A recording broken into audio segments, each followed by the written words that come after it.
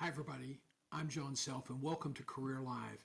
As we connect with the network from Restream, where we're broadcasting from Tyler, Texas, our studio here, we'll take a minute to let the network connections establish, and it has. So the director has now said you're connected. Welcome to Career Live. This is a weekly feature for johngself.com and guiding your career.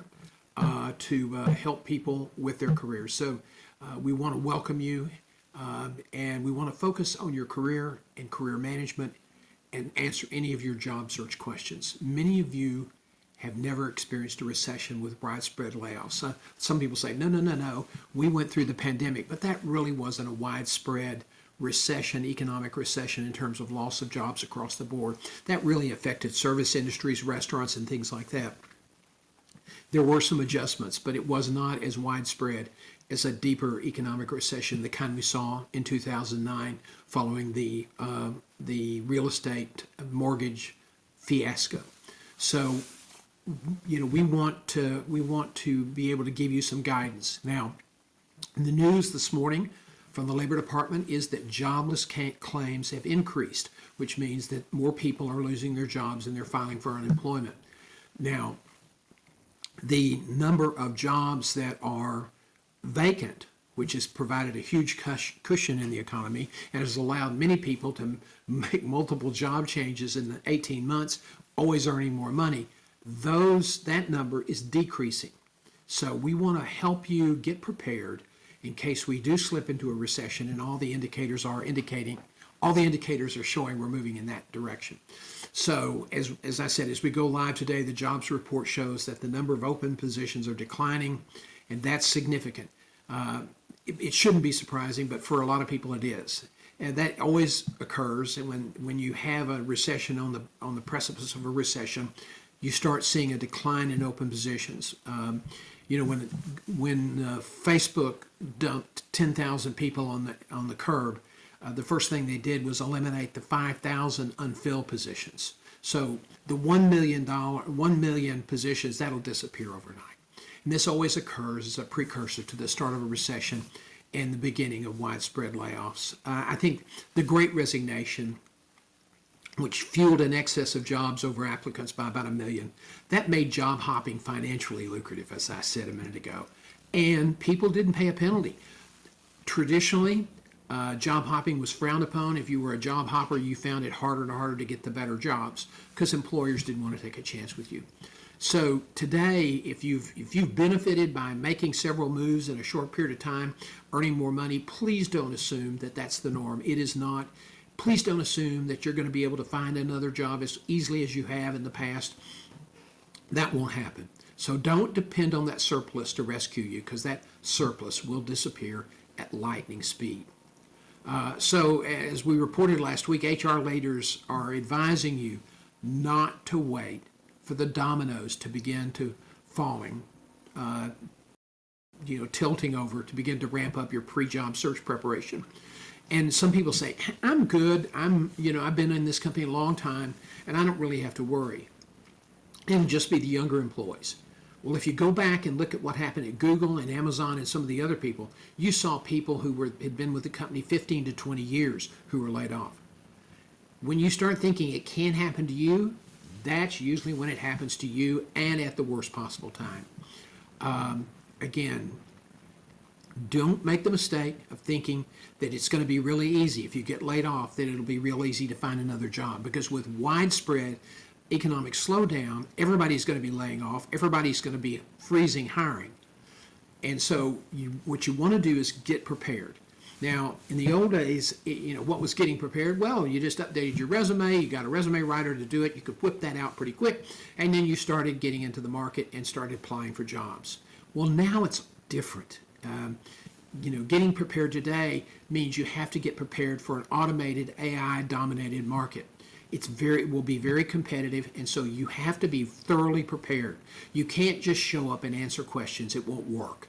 And the one thing you don't want to do is have to get laid off, not have anything ready to go, and then suddenly have to scramble, to get ready, to get your resume ready, to understand your value, to get your references, do all these things. And then suddenly you get out into the marketplace and find that you're at the back of the line, not the front of the line. And, as they say now, when you apply to a job online, that the odds are about 150 to 1. In an economic recession, you can fully expect those jobs to be 3 to 400 to 1. There will be a lot of people looking for work, and you will have to not only be ready to get there aggressively, but you're going to have to be better prepared than everyone else. It's one thing to land a job without much muss and fuss, but when there's a million more applicants than the jobs, reversing the tables from what we've seen in the past 2 years, when there are a million more applicants than jobs, it is a really tough environment. And many of you have not had to experience that. Let me tell you this, that the average job search recently for managers, directors, the lower level people has been, really 45 to 60 days. And so people have kind of convinced themselves that's the norm. That's not the norm. And you can expect that in a recession, if you're looking for a job, your job search is going to take anywhere from 6 months to a year. That is not uncommon. If you're a senior level executive, it may take longer. So check out our free resources at johngself.com. There's resume guides and a lot of other tools to help you get ready. One of the things that I do want to encourage you to do is begin building your network. If you haven't done that, you really need to, because this network can be so valuable in helping you get referred to a company. If you apply online in the best of times, the odds are about 130, 150 to 1, somewhere in that range. Even if you're being recruited by a recruiter, your odds are about 32 to 1, because they're probably going to be talking to a multiple of candidates themselves. Even if you're referred by someone who is inside the organization or known to the people inside the organization, your job odds only improve to 16 to 1. So one of the things you want to do is perfect your interviewing skills, beginning with understanding your value and getting your resume up to date. And you must have a resume that's easily adaptable, easily updated, and it is scanner friendly, because unless you have a robust network, you're probably going to have to do a lot of online applications. You're going to run into a lot of issues there. So you want to be sure that every time you apply for a job, you customize your resume with keywords and phrases and really focus on communicating your value for that job. Now, if you've hired a resume writer and they've said, don't worry, we've optimized it for your industry, I'm sorry, that's a large load of El Toro something or another. They do optimize it for your industry, and they do a good job at helping you identify your value. But they do not have a resume that can be submitted for every job. It's just not true. And so you must be prepared to update the resume. We have a free resume guide. If you want to get somebody to help you do that, your first resume, great, fine. That may be a good investment of your money. But if you think you can do it yourself, download our resume guide and look it over. If you have any questions, set up a free call. We're not going to sell you anything, but we'll answer your questions, okay? So speaking of questions, this is our second broadcast today. We started off at 7:30 with Career Live Coffee, and we had a great crowd at that group and a good exchange. And so some of the questions were left over, and so we'll address those. Now, if you have questions today, put them in the chat, and we'll answer them for you. The first question that we want to talk about today is, what is the typical severance? Well, there is no, quote, typical severance, because it really varies where you are in the organization, how long you've been in the organization, and your years of service and your contributions. If you are a senior executive and you've been with the organization some considerable period of time, you can expect a year's pay. And it may be contingent on, as long as you don't get another job, that if you get another job, that severance ends immediately.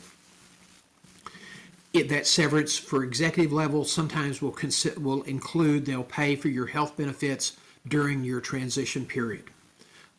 So that would be a good severance plan. Most people, however, if they're VPs, directors, senior directors, really valuable managers, they've been with the organization a long time, you can expect 6 months. And you can say, oh, okay, that'll be good. No, it won't be in a recession. 180 days goes by in a nanosecond. So that is another reason to get prepared now. Even if you haven't been laid off, even if you're not even concerned about being laid off, get prepared so that because this is not going to be a waste of time or money. If you hire a coach, that's great. But if you do it yourself and get ready, it just gets you in a position of emergency preparedness. You're ready to go if there's a problem, and you're not going to lose time while everybody else is floundering around trying to get ready to go to market. So that's something you should do. But the severance for lower level people, this is really important. Why you must get prepared now is you're only looking at maybe 30 days, 60 days, or 90 days. You might get 120 days. But at the director level, if you've been there less than 5 years, sometimes it's a week for every year of service, or so you may get 90 days. And so, but to assume that you're not going to have financial risk, that a severance agreement will mitigate that is just probably not the best way to approach it. Second question. Should I offer to stay at the company but work for lower pay? If you are in a really critical family situation, you say you need to be in this particular town, your husband has a job or your wife has a job or your partner has a job, but say you have a special needs child, or you just need to be in this community and you're not going to be able to relocate, you can make that concession. I have never seen it accepted. Okay, so that I'm not saying it's not happened. I'm just saying in all the people that have come to me and sought advice, I've never heard of any company agreeing to that offer. And there in some areas there are labor issues, there are union issues, and there are legal issues. But you can offer if it's legal, but I've never seen it be accepted. Okay. If I had that on my brain today, if a recession occurs and there are widespread layoffs, how long will it take to find a new job? Well, we kind of touched on that a minute ago. It can take, if you're really lucky, you might be able to land something in probably 60 to 90 days. Now those are recession numbers. You've got to plan that although you're going to get up and work really, really hard every day, it may take longer. Now, so let's talk about what it means to work the search. Looking for a job is a full-time job. And so you have to set up a home office. You have to have the discipline every day to do the steps it takes to find another job. That's networking. That's looking and setting up alerts with various companies. That's reaching out to and responding to ads that are posted on websites. And there will still be hiring going on during this period of time. It just will be at a greatly diminished role. But if you are just spending 2 or 3 or 4 hours a day, you can add 1 to 2 or 3 or 4 months to your job search. A lot of people will go in and work at doing stuff that they like doing, but it may not be productive to the job search. So, if you don't like to cold call, you're going to have to get over that pretty quickly. Are you going to run into rejection there as well? Yes. But, going through stuff you don't really like cold calling and doing a lot of networking, you may not like it, but it beats the hell out of being unemployed. And it beats the hell out of trying to figure out how you're going to pay the bills when your severance runs out and you're trying to make ends meet. You're trying to take care of your family, buy groceries, pay the light bill, all those things. So you have to approach it like it's a full-time job. Friday afternoons, take the afternoon off. There's not a lot going on Friday afternoons. Search consultants, as I was for 27 years, will tell you that that's absolutely the case. But that's a time to get caught up. That's the time to compose emails, to try to look for people to connect with in the following week. So even though it's not an active time for active looking and responses, it is typically a time that you can kind of get organized for the rest of the week. You cannot sit at home and wait for the phone to ring. It won't. Unless you are a household name in your industry, people will not be calling you. So you're going to have to get out and make it happen. And some people really are reluctant to do that. Why? Because they don't like to be sold. They don't want to be hustled, and so they use what is psychologists call transference. So if I don't like it, therefore nobody else likes it, and I'm not going to do it. Well, that's a sure ticket to eating into your savings and retirement plan fairly significantly. You've got to be really aggressive, and you've got to take it one day at a time, and you have to treat it like it is a full-time job. You have to perform as well in your job search, or even better than you did in your paid job. That's the critical nature of a job search today. So how long will it take? It can take anywhere from 60 to 90 days, upwards of a year or more, depending on where you are in the organization and any extenuating circumstances in your termination. If I'm offered, here's another question, if I'm offered a contract gig or interim assignment, should I take it or just wait for a full-time offer to come along? And how do I handle that if I'm working on a contract and I get a job offer? That's a great question. Let me say this.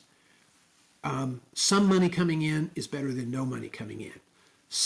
It's always easier to find a job if you have a job.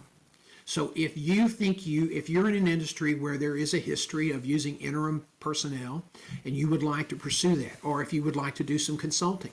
Now keep in mind, in a really significant economic slowdown, consulting assignments will diminish, but there's always an opportunity. So what would you do? Well, first of all, you want to be cautious, you want to be concerned about having a prolonged gap at the top of your resume. And not, everybody's going to understand, hey, people got laid off, so there's no shame there. But in the future years, 4 or 5 years, people kind of forget about what happened. And so you don't want a year or a year and a half or a 6-month or 9-month gap. So create an LLC. They don't cost a lot of money. And be sure that you talk to your accountant, and he can set it up, or she can set it up in a way that gives you these subchapter S benefits, which is beneficial on your tax return. Set it up. Don't call it John Self Associates. You can call it something else. Call it a bigger name, whatever. I know a friend called his consulting company Ventana because it meant to look out.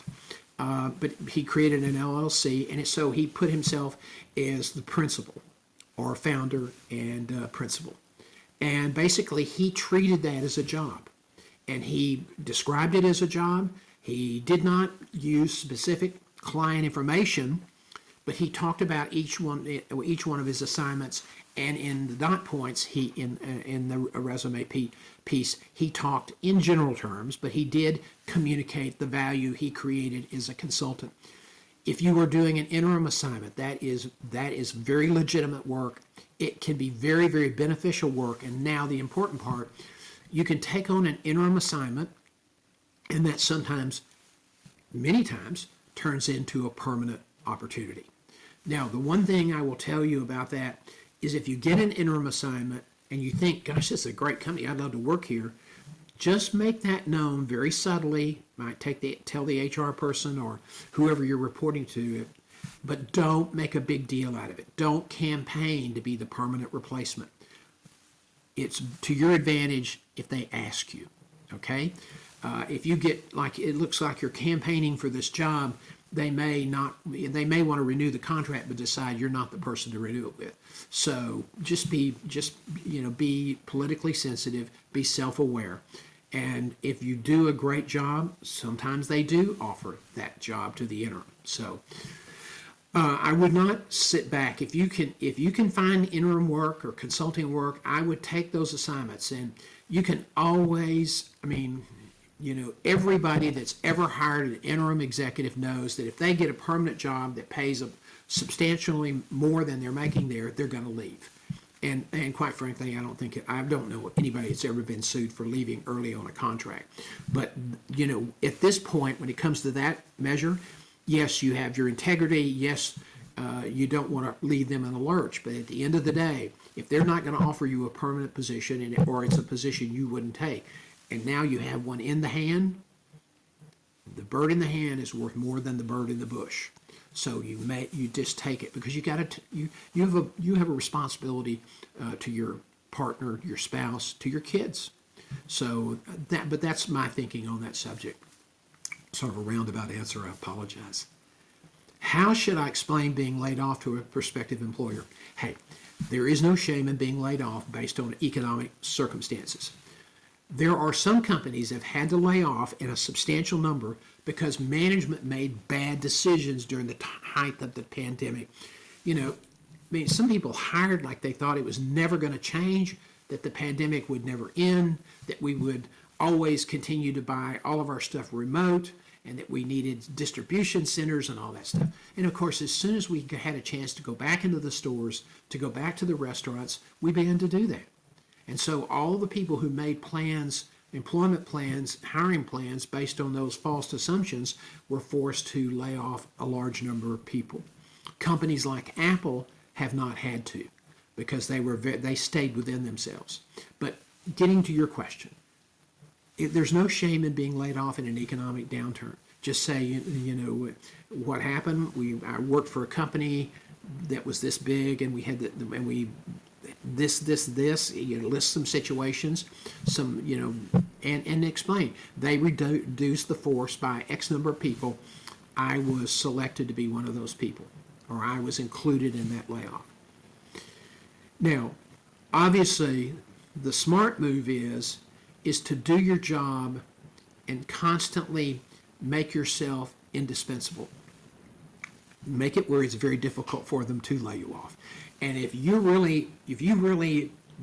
the person who's always offering to do more work, who's always offering to stay extra, to go the extra mile, I guarantee you that will weigh heavily on their minds when they were making layoff decisions. So, make yourself indispensable, okay? What priorities should I set in getting ready for a job? I think that's really a good question. First of all, understand your value. When I interviewed people in the past, and I spent 27 years, and I've interviewed thousands and thousands of managers, directors, and executives. If I started talking to them and, started asking questions, the people who understood their value were always more focused. They seemed more self-aware, more confident. And so that's one thing you want to do, is understand your value. Your value is basically your experience, your skills, your track record, your record of success, integrated with your signature strengths. We have a form that we use to help people develop this. This is not your elevator speech. Your elevator speech is about, this is what I've done, and this is where I've been, and you might be able to squeeze in, this is where I'd like to go. Your value proposition, or your value brand statement, covers that very briefly, but it's about, this is what I've accomplished. Not what I've done or where I've been, but this is what I've accomplished. And quite frankly, today, that's what employers are listening for. They want to know what you can do for them, how you're going to help them solve their problem. Not that you've got a great degree from an Ivy League school and then you worked for a couple of premier organizations. That's great. But I know a lot of people that got great Ivy League degrees and worked for big name corporations, and they were profoundly mediocre. So, where you went to school, all that stuff is important.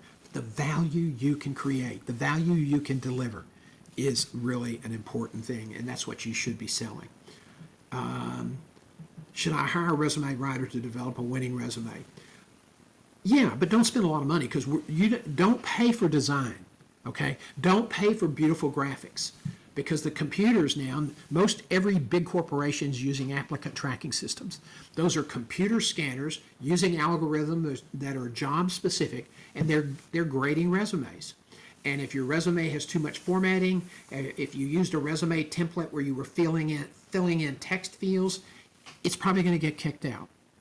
And you'll never know why, and they won't either, because I know very few employers that look at what we call the scanner log, the list of resumes that the scanners looked at in a given day. Nobody does that. And so your priorities, you want to understand your value. A resume writer can help you do that, okay? But don't buy into the sales pitch that, oh, by the way, I'm optimizing this so you won't have to change it, because it's just not true. People have found jobs using generic resumes, absolutely. People have been struck by lightning standing outside drinking coffee, okay? It just doesn't happen very often. And when you're looking at gosh, for every resume that's submitted, only 2, maybe 3 are ever seen by a human recruiter. The rest of them are just kicked out. So you need a resume that speaks to the keywords, that rates highly by the computer standards. You get a high scan score, and that's the way you get referred to a live recruiter. So a resume writer can help you understand your value. People really they struggle with trying to define themselves, because that's not the way we were brought up. We were brought up not to brag about ourselves. Well, a third party, and I do this all the time, we do research interviews, and we were listening for interesting things about your story and your life and your accomplishments that you may be taking for granted. But as an experienced recruiter, I might be really excited to learn that, and I might see an opportunity for you to base part of your value proposition on something like that. So it's a neutral pair of eyes to help you understand your value. And you want to be sure that the format that you're using, or that the resume writer is producing, is scanner friendly. Now, there is something you can do now that'll be helpful, and that's called ChatGPT. And most of you have heard about that, but there is a test site now that's available, and people are using it to write cover letters, to input information, to update their resumes, that sort of thing. It's still early stage. Is it perfect? No. Are people having some success with it? Yes, to some extent. It's going to get better sooner. And the good news is that if you're one of those people, like 95% of the people in the job market, to hate to do resumes, this will probably, it won't take it off your back, but it'll make managing your resume a lot easier, okay? And by the way, speaking of cover letters, if the job specifications and the directions do not stipulate that you submit a cover letter, don't. Because if you put it in at the front, on top of your resume, and submit it as the first document, the resume writer is going to be trying to review it as a resume. And so it may confuse it and kick out both documents, or it may end up kind of lowering your scan score. Okay, so that's my thoughts on that. Let's go back for a brief minute and talk about your value. And one of the things I want to stress to you is that there are a lot of applicants that unfortunately, there are far too many applicants that really are just bad at interviewing. And nobody wants to admit that they're not good at interviewing. That's just not something we were prepared to do, but it's the case. And based on my thousands of interviews I've conducted, I can tell you most assuredly that's the case. I have never met someone who wasn't able to improve their interview performance if they worked at it. Okay? So if you're not that good with it today, that doesn't mean you can't become a stellar interviewer. Okay? That you can. And there are ways to work and improve that. One of the things that I want to stress for you is that you've got to understand your value.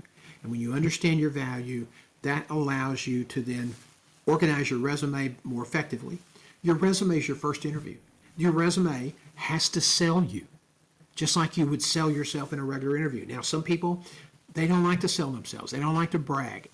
And it's transference, okay? I was told I shouldn't brag. I was told I shouldn't, sell myself. So therefore, the interviewers or the interview team, they don't want to be sold either. And so what happens? A lot of times you start interviewing people and they all sound the same. And so you sit in a hotel someplace and you've been interviewing candidates all day long, and you've interviewed 5 or 6 or 7 people and maybe 12 or 14 over a 2-day period, and you're going, they all said a lot of the same things. They all used a lot of the same jargon. They all were competent. They all ran together. And a lot of times employers say, we hired somebody, but we just sort of settled for the best of the average. So it's really important to get yourself in a position where you can stand out in the job interview. And I will tell you right now, if you've had a lot of experience at changing jobs during the Great Resignation, and you've been very successful at getting your income pushed up, don't think that will continue, because it won't. I mean, as I said earlier, HR people are already saying, nope, we're clamping down. We don't have to pay top dollar anymore, and we're not gonna be as creative, because we're being pressed to get our labor costs down. That's one of the reasons we're laying off people. So you want to be sure that you understand the market, and that the one way to get above the midpoint in the salary offer is to ace the interview. I mean, that's really where you can. If they get excited about you and they believe that you have other opportunities that you're pursuing, they may go to the top end of the pay, or they may offer you some other sweeteners to get you to accept the job.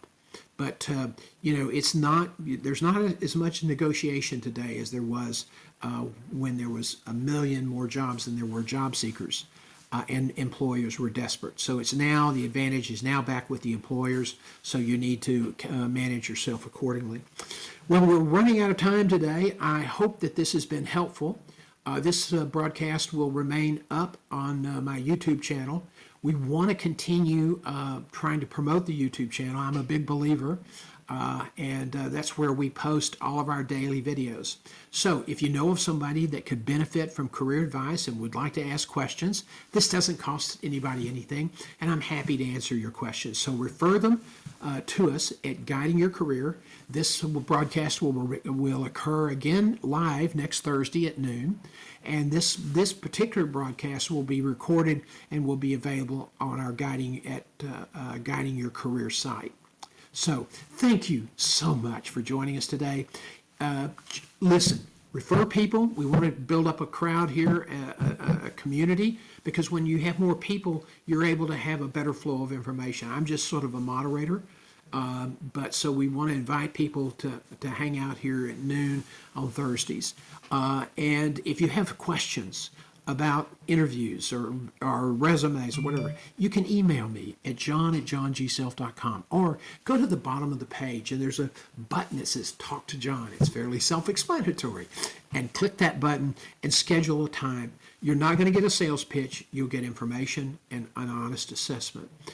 So we're happy to help you. Thanks so much again for joining us, and we'll see you next week. Cheers.